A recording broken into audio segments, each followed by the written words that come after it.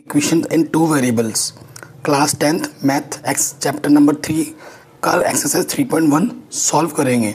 लेकिन उससे पहले मैं आपका जो बेसिक कॉन्सेप्ट है वो डेवलप करना चाहता हूँ कि जैसे टॉपिक है pair of linear equation in two variables, ये क्या होते हैं। ठीक है, ये मैं आपको पहले बताना चाहता हूँ जो कि हमारे चैप्टर से बिलोंग कर रहा है, pair of linear equation in two variables से। तो पहले हम जान लेते हैं पेयर। पेयर का मतलब क्या होता है? जोड़ा, है ना। तो जोड़े में ऐसे इक्वेशन दे रखे होगी, उनको हमें सॉल्व करना होगा। ठीक, और आज की इस वीडियो में आपको ग्राफ सीखने को भी मिल जाएगा कि ग्राफ कैसे सॉल्व किए जाते हैं ग्राफ पेपर में लीनियर इक्वेशंस को। तो हमारा जो टॉपिक है pair of linear equation in two variables, देखिए क्या होगा लीनियर इक्वेशन। लीनियर इक्वेशन का मतलब होता है जो वेरिएबल होता है उसकी मैक्सिमम जो डिग्री होती है, पावर, वो 1 होती है, तो उसे हम लीनियर इक्वेशन बोलते हैं। जैसे टू वेरिएबल्स हैं तो दो वेरिएबल यूज़ होंगे, जैसे एक्स और वाई। एक मैं एक लीनियर इक्वेशन लिख रहा हूँ, 3x + 5y = 7। ये एक लीनियर इक्वेशन है क्योंकि x की डिग्री भी 1 है, y की डिग्री भी 1 है, क्योंकि इसकी घात भी 1 है और इसकी पावर भी 1 है। घात बोलते हैं हिंदी में पावर को, तो इसकी पावर भी 1 है और इसकी पावर भी 1 है, कुछ नहीं है तो 1 बोलते हैं। तो वेरिएबल कितने? 2, x एंड y। ठीक है, कंडीशन ये होनी चाहिए कि जो इनके कोफिशिएंट होते हैं 3 और 5 जो मैंने लिखा है, ये जो कोफिशिएंट सपोज करो ये जो a इस रूप में होगा ना, ax + by = c के रूप में होता है लीनियर इक्वेशन टू वेरिएबल, ये इसका जनरल फॉर्म होता है। तो रिस्ट्रिक्शन ये होती है कि a को होना पड़ता है नॉन ज़ीरो और b को भी होना पड़ता है नॉन ज़ीरो। ये ज़ीरो नहीं हो सकते, ये कंडीशन होती है। ठीक है, बाकी कुछ भी हो सकता है, जैसे कुछ भी ले लो, -x + 2y = 7, या फिर 3x -7 y = -500। ये भी हमारे लीनियर इक्वेशन है इन टू वेरिएबल्स। पेयर बोलेगा तो दो हो जाएंगे, जैसे एक ये है, दूसरा सपोज करो ये है x + 5y = 900। तो ये एक इक्वेशन हो गई, ये दूसरी इक्वेशन हो गई, ये दोनों मिलके बना रहे हैं पेयर, और इनको ही हमें सॉल्व करना है इस चैप्टर में। तो अब हम आते हैं एक्सरसाइज 3.1 में, चैप्टर जो हमारा है pair of linear equation in two variables में। ठीक, ये जो आपको ग्राफ देख रहे हैं, ये ग्राफ कर अभी आपको सिखाऊंगा कि ग्राफ कैसे ड्रॉ करते हैं। तो पहले आ जाते हैं एक्सरसाइज 3.1 में। 3 ही क्वेश्चन है, बहुत ही सिंपल है और ज़्यादा इंपॉर्टेंट भी नहीं है एक्सरसाइज, लेकिन ग्राफ खींचना आपको आना चाहिए, जो कि हमारे नेक्स्ट एक्सरसाइज में यूज़ होंगे, वो ज़्यादा इंपॉर्टेंट भी है। तो पहले क्वेश्चन को हमें ढंग से पढ़ना है। क्वेश्चन क्या बोल रहा है? Aftab tales his daughter 7 years ago I was 7 times as old as you were then. Also 3 years from now I shall be 3 times as old as you will be. Isn't this interesting? Represent this situation algebraically and graphically. तो ये जो problem दे रखा है उस problem का हमें solution नहीं find करना है, बस एल्जेब्रिक का मतलब होता है इक्वेशन बनाना है और ग्राफिकली का मतलब होता है उस इक्वेशन का जो सोल्यूशन है ग्राफ में दिखाना है। जैसे यहाँ पर दिखा रखा है ना, वैसे हमें दिखाना है। और मैं आपको बताना चाहता हूँ इस टाइप के एज से रिलेटेड क्वेश्चन बोर्ड एग्जाम में पूछे ही जाते हैं, हर बार पूछे जाते हैं। ठीक है, तो क्वेश्चन नंबर 1 देखते हैं कैसे करना है। क्वेश्चन को ढंग से पढ़ना है, ठीक है, ये नहीं कि आप ऊपर ऊपर से पढ़ रहे हैं। जब आप क्वेश्चन को 2 बार पढ़िए, कम से कम 2 बार क्वेश्चन अगर आप ढंग से पढ़ेंगे तभी आप सोल्यूशन अच्छे से कर पाएंगे, अदरवाइज नहीं। एक्सरसाइज 3.1 का क्वेश्चन नंबर 1। तो आफ्ताब अपनी डॉटर से बोलती है, अपनी पुत्री से बोलती है कि 7 years अगो, 7 years पहले। तो सबसे पहले क्या करना है? लेट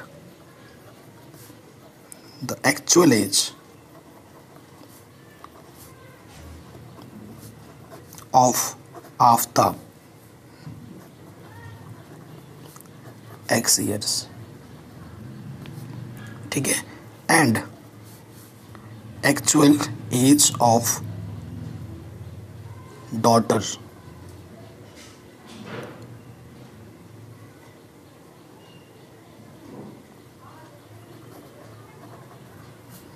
उनको मान लेते हैं y years। ठीक है, ये हमने बोल दिया। अब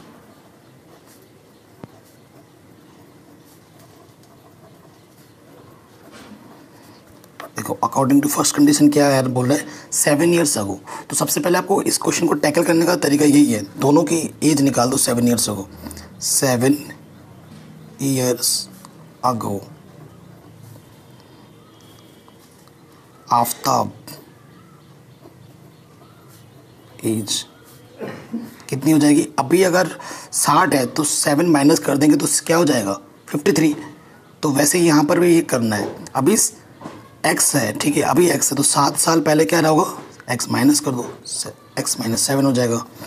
तो यहाँ पर फिर लिखा 7 years ago daughter age of daughter, ऐसे भी लिख सकते हैं y माइनस 7। सो क्वेश्चन में ये बोला था कि 7 years ago I was 7 time age old as you were, मतलब अभी जितनी तुम्हारी उम्र है 7 साल पहले मैं तुम्हारे उम्र का 7 टाइम्स था, ठीक है। सपोज़ करो, देखो मैं आपको एग्जांपल समझाता हूँ। अगर आपके पास एक दोस्त के पास 1 चॉकलेट है और दूसरे दोस्त के पास 5 चॉकलेट है, अगर आपको इक्वलिटी का साइन लगाना है, ठीक है, तो आपको जिसके कम है उसमें किससे मल्टीप्लाई करना होगा, 5 से, तभी तो होगा आपका 5 = 5। तो इस टाइप के क्वेश्चन में भी ऐसे ही करते हैं। तो देखो छोटा कौन है, डॉटर छोटी है, तो डॉटर को इधर रखो y माइनस 7 और यहाँ पर पापा को रखो x माइनस 7।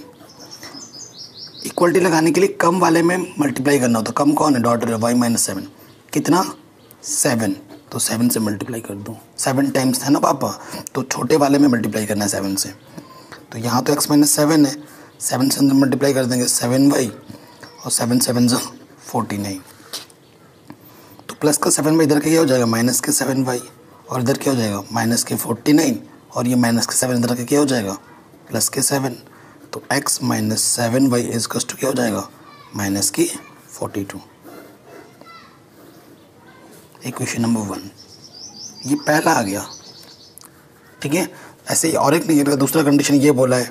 अब दूसरा कंडीशन देख लेते हैं। दूसरा कंडीशन बोल रहे हैं I shall be 3 times as old as you will be, कब, 3 ईयर्स फ्रॉम नाउ, मतलब 3 साल बाद, अभी से 3 साल बाद। तो सेकेंड कंडीशन में आते हैं, अकॉर्डिंग टू सेकेंड